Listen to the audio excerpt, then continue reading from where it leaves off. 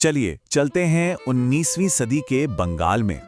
एक ऐसा दौर जब औरतों के हक की बात करना भी किसी बगावत से कम नहीं था। आज हम एक ऐसे ही नायक की कहानी जानेंगे जिसने उस बगावत की मशाल जलाई। नाम था द्वारकानाथ गांगुली। ये शब्द सिर्फ एक गीत की पंक्तियां नहीं थीं। ये द्वारकानाथ गांगुली के जीवन का जुनून था, उनका मिशन था। वो दिल से मानते थे कि भारत की असली आज़ादी उसकी औरतों की आज़ादी में ही है। तो चलिए आज उनके जन्मदिन के मौके पर इस साहसी इंसान के सफर को समझते हैं, जिसने न सिर्फ समाज बल्कि इतिहास की धारा को भी बदलने की हिम्मत की। जरा कल्पना कीजिए 19वीं सदी के बंगाल की। एक ऐसा समाज जहां कुलीनवाद के नाम पर ऊंची जाति के मर्द जितनी चाहें शादियां कर सकते थे, जहां बाल विवाह और बहुविवाह की जंजीरों में औरतें जकड़ी हुई थीं। इसी दमन भरे माहौल में द्वारकानाथ गांगुली ने एक बदलाव की चिंगारी जलाई। सोचिए, द्वारकानाथ खुद एक ऊंचे ब्राह्मण परिवार से थे, मतलब व्यवस्था का ही हिस्सा थे, लेकिन उन्होंने अपनी आंखों से अपने ही रिश्तेदारों के बीच बहुविवाह का अन्याय देखा। अक्षय कुमार दत्त जैसे सुधारकों के विचारों से वो इतने प्रभावित हुए कि उन्होंने एक क्रांतिकारी फैसला किया। सामाजिक न्याय के लिए अपना आरामदायक जीवन छोड़ दिया और एक मामूली स्कूल टीचर बन गए। ये एक अंदर के आदमी का विद्रोह था। लेकिन सवाल यह है कि एक अकेला टीचर समाज की सदियों पुरानी कुरीतियों से कैसे लड़ सकता था? तो द्वारकानाथ का हथियार बने शब्द। उन्होंने पत्रकारिता की ताकत को पहचाना और उसका इस्तेमाल एक सोए हुए समाज को जगाने के लिए किया। उन्होंने अबला बांधव नाम की एक पत्रिका शुरू की, जिसका मतलब था औरतों का दोस्त। और ये सिर्फ एक पत्रिका नहीं थी, ये अंधेरे में एक रोशनी की तरह थी। ये उन औरतों की दबी हुई कहानियों को, उनके शोषण और उनकी पीड़ा को सामने ला रही थी, जिन्हें समाज ने हमेशा के लिए खामोश कर दिया था। इस बात की अहमियत को समझिए। जैसा कि इतिहासकार डेविड कॉफ कहते हैं, ये सिर्फ भारत में ही नहीं बल्कि शायद दुनिया की पहली पत्रिका थी जो पूरी तरह से औरतों की आज़ादी के लिए समर्पित थी। उस जमाने के हिसाब से ये एक अविश्वसनीय रूप से साहसी और दूर की सोच वाला कदम था। और ये पत्रिका सिर्फ समस्याओं पर नहीं रुकती थी, ये समाधानों पर ध्यान देती थी।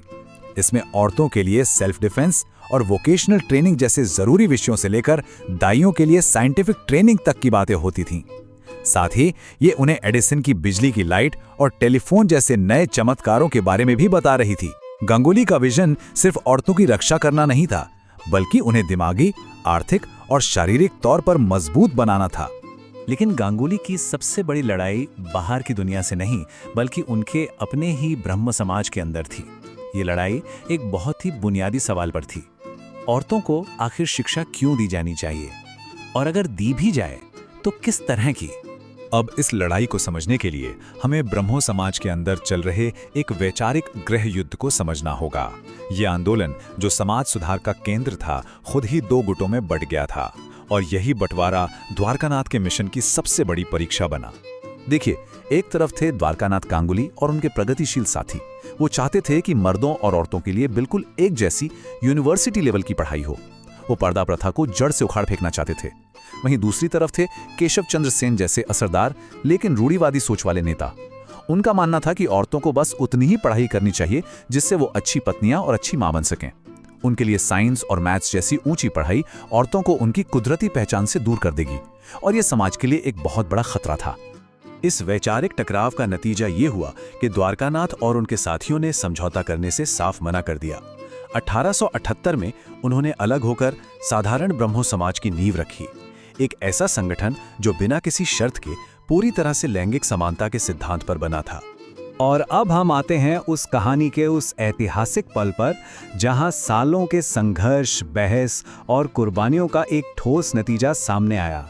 ये प्रगतिशीलों की उस लंबी लड़ाई का क्लाइमैक्स था। तो क्या द्वारकानाथ की ये लंबी और मुश्किल लड़ाई कुछ रंग लाई? क्या वो सच में उस शीशे की छत को तोड़ पाए जो औरतों को ऊंची पढ़ाई से रोक रही थी? जवाब है 2, सिर्फ 2। 1882 में कादम्बिनी गांगुली, जो बाद में द्वारकानाथ की पत्नी बनी, और चंद्रमुखी बसु ने इतिहास रच दिया। वो सिर्फ भारत में ही नहीं बल्कि पूरे ब्रिटिश साम्राज्य में यूनिवर्सिटी से ग्रेजुएट होने वाली पहली 2 औरतें बनी। ये द्वारकानाथ और साधारण ब्रह्मो समाज के लगातार संघर्ष की सीधी जीत थी। और द्वारकानाथ यहीं पर नहीं रुके। जब उनकी पत्नी कादम्बिनी डॉक्टर बनना चाहती थीं, तो कलकत्ता मेडिकल कॉलेज में उनका फिर से विरोध हुआ। काउंसिल ने कहा कि औरतें डॉक्टरी के लिए बनी ही नहीं हैं। द्वारकानाथ ने फिर से एक अभियान छेड़ा, ये दलील देते हुए कि जब तक महिला डॉक्टर नहीं होंगी, महिला मरीजों का सही इलाज हो ही नहीं सकता। उनके दबाव के आगे कॉलेज को झुकना पड़ा और कादम्बिनी दक्षिण एशिया की पहली महिला डॉक्टरों में से एक बनी। ये दिखाता है कि वो जो कहते थे उसे अपनी जिंदगी में भी उतारते थे। द्वारकानाथ गांगुली की ये जीत सिर्फ कुछ लोगों की जीत नहीं थी। इन्होंने असल में आधुनिक भारत की नींव में एक बहुत जरूरी पत्थर रखा। इसे आप एक लहर के असर की तरह समझ सकते हैं। देखिए कैसे समान शिक्षा के लिए जो स्कूल खुले, उन्होंने यूनिवर्सिटी के दरवाजे खोले। यूनिवर्सिटी की डिग्रियों ने डॉक्टरी जैसे प्रोफेशनल करियर को मुमकिन बनाया। इन पढ़ी लिखी प्रोफेशनल औरतों ने फिर राजनीति में कदम रखा और द्वारकानाथ ने 1889 से इंडियन नेशनल कांग्रेस के सेशन में महिला प्रतिनिधियों को शामिल करवाने के लिए लड़ाई लड़ी। और आखिर में यही पढ़ी लिखी और राजनीतिक रूप से जागरूक औरतें भारत की आज़ादी की लड़ाई की सबसे मजबूत आवाज़ों में से एक बनी। तो आज उनके जन्मदिन पर हम सिर्फ एक इंसान को नहीं बल्कि एक सोच को याद कर रहे हैं। हम द्वारकानाथ गांगुली को भारत में लैंगिक समानता आंदोलन के एक ऐसे जनक के रूप में सलाम करते हैं जिन्हें भले ही अक्सर भुला दिया गया हो, लेकिन जिनका काम आज भी हमें रास्ता दिखाता है। और ये कहानी हमें एक आखिरी सवाल पर लाकर छोड़ देती है। द्वारकानाथ ने शिक्षा, पेशे और राजनीति में औरतों के लिए दरवाजे खोले, लेकिन क्या वो दरवाजे आज पूरी तरह से खुल गए हैं? जिन दीवारों को उन्होंने तोड़ा था, क्या उनके कुछ हिस्से आज भी हमारे समाज में मौजूद हैं? ये एक ऐसा सवाल है जिस पर हम सबको सोचना चाहिए। देखने के लिए बहुत बहुत शुक्रिया। अगर आप इतिहास की ऐसी ही और अनकही अनसुनी कहानियों को जानना चाहते हैं तो लाइक, शेयर और सब्सक्राइब जरूर करें ताकि हम ऐसी और भी कहानियां आप तक ला सकें।